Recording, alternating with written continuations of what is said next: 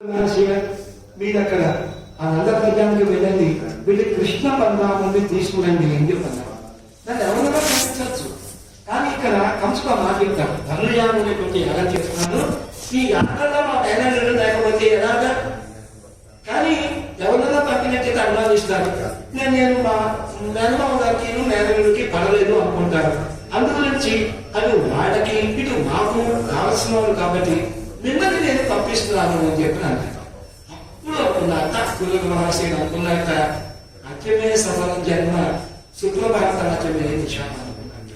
ఈ రోజు నిజంగా నాకు జీవితం తెగవాలింది అనుకున్నాను. కీర్మయ వీళ్ళకి కీడువాన వెళ్ళాను, ఈ రోజు నాకు నిజంగా తెగవాలింది అనుకున్నాను. గ్రూప్ తెగవాలంటే నాకు నా బతులో తెగవాలింది నా బతులు అనుకున్నాను. దీనికి ఇంతవరకు కూడా నేను కంసుడి పొరుగులో ఉంటూ వాడు పెట్టేటట్టు ఉప్పు పప్పు పులుసు తింటూ దేహం నేను కాపాడుకుంటూ వస్తున్నాను. ఇప్పుడు కదా నాకు నిజంగా జన్మసాధ్యం కదా. ఇప్పుడు ఆ సాక్షాత్ కృష్ణ పరమాత్మని బలరాముని తీసుకున్నామని చెప్పి మా రాజుగారి ఆజ్ఞాపించాలంటే ఎంత భాగ్యం నాకు, ఎంత భగవద్గీతం అనుకున్నాక. ఇప్పుడు ఏమైంది, అక్రూరుడు యొక్క మనస్సు మొత్తం అంతా కూడా నిండిపోయిన వాడు ఎవడు, కృష్ణ పరమాత్మ నిండిపోయాక. ఇంకా వెళ్తున్నాం 4 రోజులు ఉంది, ఇంకా 3 రోజులు, ఇంకా 2 రోజులు, 1 రోజు అబ్బ బయలుదేరాలంటే తీసుకున్నాక పెట్టాకకి. ఈ వెళ్తున్నప్పుడు కూడా దానిలో అంతా కూడా కృష్ణనామ స్మరణే, కృష్ణుడే నిండి ఉన్నాడు మనస్సు లోపల. వెళ్ళాక అలా అలా వెళుతున్నాడు. మరి అంకైపోయింది, ఇంకొంత రోజు ఏమన్నా ఇక్కడ దాటాం, ఇక్కడ దాటాం. వచ్చిన తర్వాత ఇక కృష్ణ భగవాన్ అక్కడ ఉంటాడు, స్వామి అక్కడ ఉంటాడు అనుకున్నాడు. ఎప్పుడైతే వెళ్ళారో ఆ యొక్క నందుని గృహం వెళ్తుంది, అక్కడ వెళ్ళిన తర్వాత లోపలికి వెళ్ళలేట. వెళ్ళకుండా ఏం చేశాట, ఇంటి ముందు పొల్లాట, ఇటు మొత్తంతో పొల్లాట. పొల్లినప్పుడు చూసుకోవాలి అనుకున్నాను, ఏమిటి రథం మీద వచ్చినా ఇచ్చాను, వచ్చి పొలుపుతాను దాని మీద అనుకున్నా, అంతా తెలియదు. కానీ ఏంటి, కృష్ణ బలరాముల యొక్క స్పర్శ ఈ మట్టికి ఉంది. తర్వాత లోపల నందులో యశోద వాళ్ళ స్పర్శ ఈ భూమికి ఉంది. దాని తర్వాత గోపికలందరూ వచ్చి చూసిపోతుంటారు తపస్సులు, వాళ్ళ స్పర్శ ఇదిగో ఈ భూమికి ఉంది. ఇంతకంటే భాగ్యం నాకెట్లా జరుగుతుంది, కంసుడి దగ్గర దొరకదు. కానీ ఇంట్లో పొందే గడికి పొందిన తర్వాత ఇందులో కనకాల వెళ్ళి బయటకు వచ్చారు, కృష్ణుడు పరమాత్ముడు బయటకు వచ్చారు. చూసిన తర్వాత కన్నాత్మకుండా అలాగే స్వామికే చూస్తున్నారు. అయ్యా అక్రూరు రాసే అక్కడ మొదట్లో అందరూ క్షేమమైనా మా అమ్మగారు నాన్నగారు ఎలా ఉన్నారని అడుగుతున్నారట. అంటున్నాడు, అయ్యా మిమ్మల్ని తీసుకోవడం కోసమే నేను వచ్చానండి. మనం చక్కగా రథం మీద ఆ రథం మీద ఎక్కించుకున్నాడు, తీసుకొస్తున్నాట. ఈ తీసుకెళ్ళేటప్పుడు నరసంతా మళ్ళీ కృష్ణుడే మరి అలా తీసుకుంటూ వెళ్తున్నప్పుడు దాని లోపల ఎక్కడ యమునా నది వచ్చేసరికి సాయంకాల సమయం అయిందేమో. అక్కడ ఏం చేస్తున్నట్టయినా మరి సాయంకాలం అక్కడ ఏం చేయాలి, సంధ్యావందనం ఇత్యాది చేసుకోవాలి. అయ్యా ఒక్క క్షణం ఇక్కడ ఉండండి, కొంచెం మనసు కొంచెం పక్కకి పడింది, సంధ్యావందనం అనుష్ఠానం చేసుకోవాలి. ఏం చేసేట ఆ యమునలో దిగేట, యమున దిగి అనుష్ఠానం చేస్తే ముక్కు మోసుకుని స్నానం చేసేట, అందులో మునిగాట. మునగంగానే ఈ లోపలటువంటి రథం లోపలటువంటి కృష్ణ బలరాములు కనిపించట్లేట. ఎవరు కనిపిస్తున్నారట, ఆదిశేషుడు కనిపిస్తున్నారట. దాని మీద పడుకున్నటువంటి స్వామి శ్రీమన్నారాయణ ఆయన కనిపిస్తున్నారట. ఇది ఎక్కడ విచిత్రం, రథం తెచ్చిన వాడిని నేనే కదా, వాళ్ళు కనిపించలేదు, వీళ్ళు కనిపించలేదు కదా. మళ్ళీ త్వరగా అయితే చూశారట, కృష్ణ బలరాములు మళ్ళీ రథం మీద అలాగే ఉన్నారట. ఏదో నా భ్రమ అనుకుని మళ్ళీ మునిగారట. మళ్ళీ అదే దర్శనం పూర్వకంగా మళ్ళీ కృష్ణ బలరాములు దాంట్లో చూసుకున్నాక అప్పుడు నాదే అపరాధమైంది అని చెప్పి అనుకున్నాక అందరూ బయటకు వచ్చాక. అందుకే మనకి 2 ధర్మాలు ఉంటాయి, సామాన్య ధర్మం అని, విశేష ధర్మం అని 2 ధర్మాలు ఉంటాయి. సామాన్య ధర్మం అంటే ఏంటి, మామూలుగా ఉండే మన పూజలు పునస్కారాలు ఏదో చేసుకుంటుంటే సామాన్య ధర్మం అని చెప్పారంటారు. విశేష ధర్మం అంటే ఏంటి, ఆ భగవంతుడికి సంబంధించిన వాళ్ళు పెద్దవాళ్ళు జ్ఞానంలో మహాత్ములు వచ్చినప్పుడు భగవంతుడి సేవలను పక్కన పెట్టి వీళ్ళని సేవించుకోవడం అనేటువంటిది విశేషం చెప్తారు. అలాగే సామాన్య ధర్మం ఏం చెప్తుంది, ఇప్పుడు తండ్రిని కొడుకు ఆదరించాలి, గౌరవించాలి, పూజించాలి, కరెక్టే. కానీ ఇక్కడ హిరణ్యకశిపుడు ఉన్నారు, ప్రహ్లాదుడు ఉన్నారు. మరి తండ్రి మాట విన్నారా, తండ్రి మాట వినలేదు ప్రహ్లాదుడు.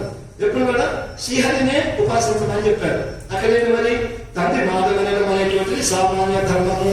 కానీ విశేష ధర్మం ఏంటి, భగవంతుడు ఎవరైతే ఉన్నారో స్వామిని ఆరాధించడం, పూజించడం, ఇది విశేష ధర్మం, దానికి ప్రాధాన్యత. ఇప్పుడు ఏమైంది, సంధ్యావందనాది నియమాలు సామాన్య ధర్మం, కానీ విశేష ధర్మం భగవానుని తన రథంలో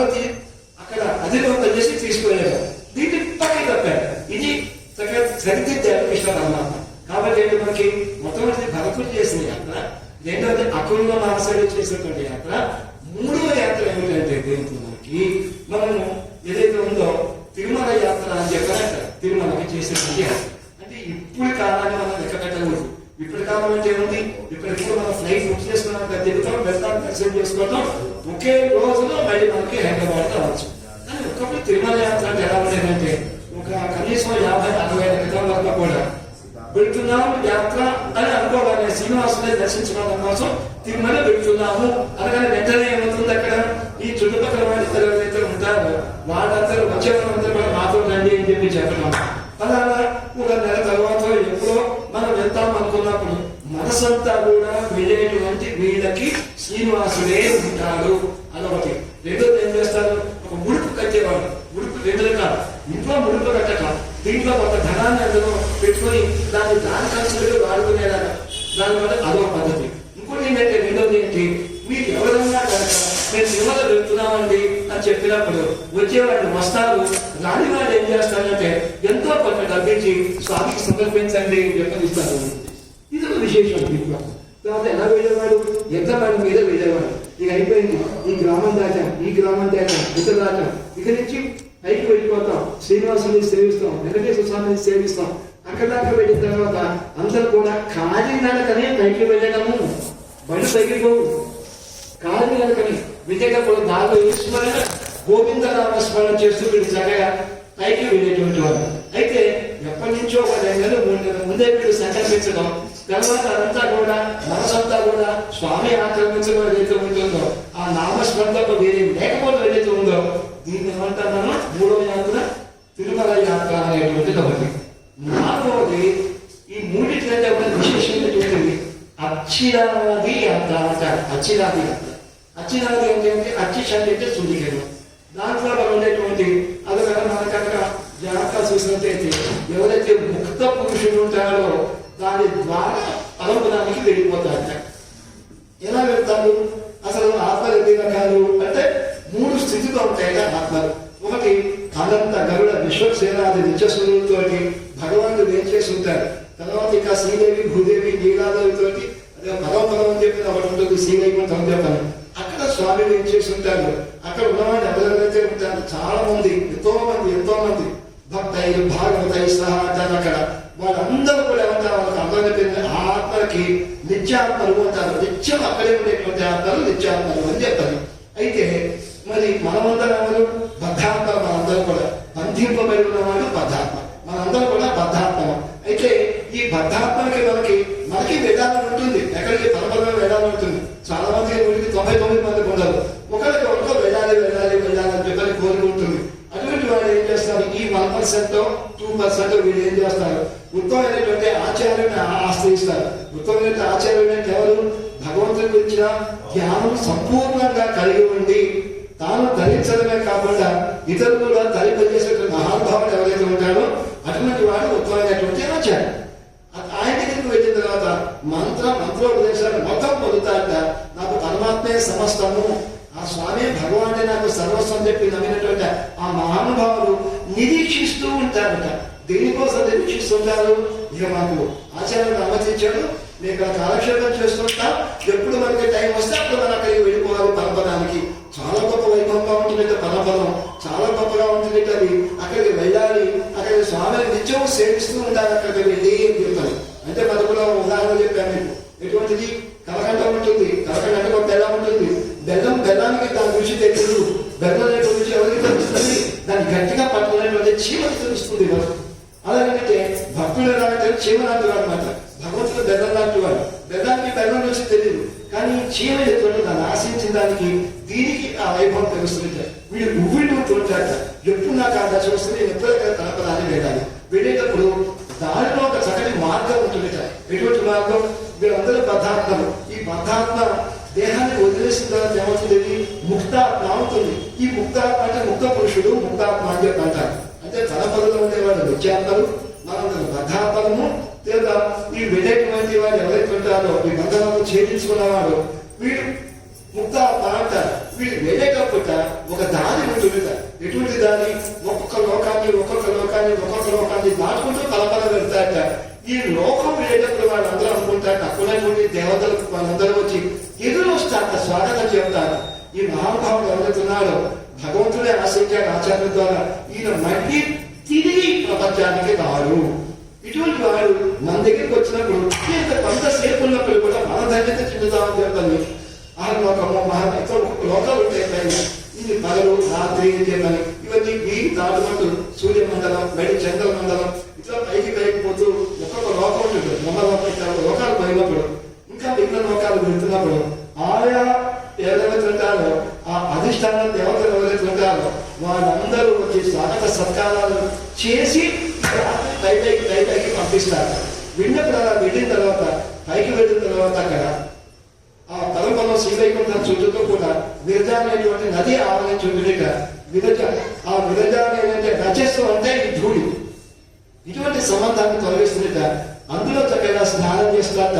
స్నానం చేసిన తర్వాత అవతల ఒడ్డుకు వెళ్ళిన తర్వాత ఈ కూడా భగవంతుడితో సమానమైనటువంటి రూపం వస్తుందిట.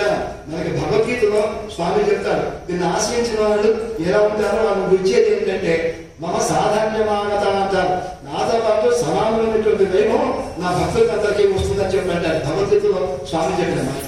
అయితే వెళ్ళిన తర్వాత అక్కడ వాళ్ళిద్దరు వాళ్ళందరూ ఎవరు అనంతుడు, గరుడు, విశ్వసేనుడు వాళ్ళ పరివారంతో వచ్చి అయ్యా రండి, మా ఇంటికి రండి పిలుచుకుపోతారట.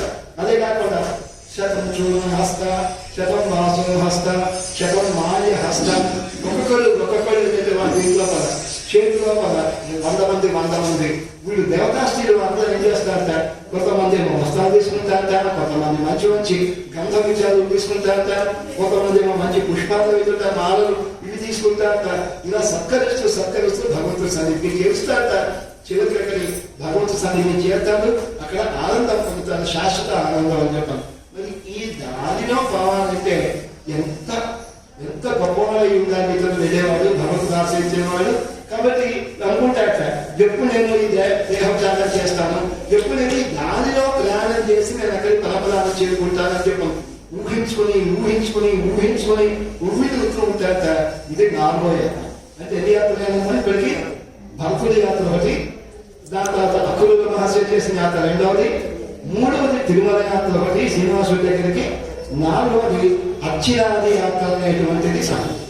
ఇటువంటి యాత్రలు అవుతున్నాయో ఇవన్నీ మనకి గుర్తుకొస్తాయి. ఎక్కడ మేవాను కనందనకాడ మిక్కుళ్ళ పిళ్ళం పోవా పోయిందారై కాతోంది పూవాను మందు నిన్ను మేము తీసుకెళ్ళాలి అని చెప్పని మేము వచ్చాము. కోవా మందు కోత కన్నుడయ్య పావాయ్ నీకు కృష్ణ పరమాత్మ అంటే చాలా ఇష్టం, నీకు చాలా ప్రేమ, చాలా అభిమానం. అందులో చూడడానికి నిన్ను తీసుకురాలేదు అనుకో, అమ్మాయి నిన్ను తీసుకురాలేదు, కోతికి రాలేదేమని చెప్పి అడుగుతాడు. కాబట్టి నువ్వు ఏ విధంగా కూడా నువ్వు భగవంతుడికి సేవ చేసుకోకుండా మాతో కలవకుండా ఉండటానికి వీలేదని నిర్బంధిస్తున్నారు. కోతు కలమయ పావాయ్ కోతు కలమయ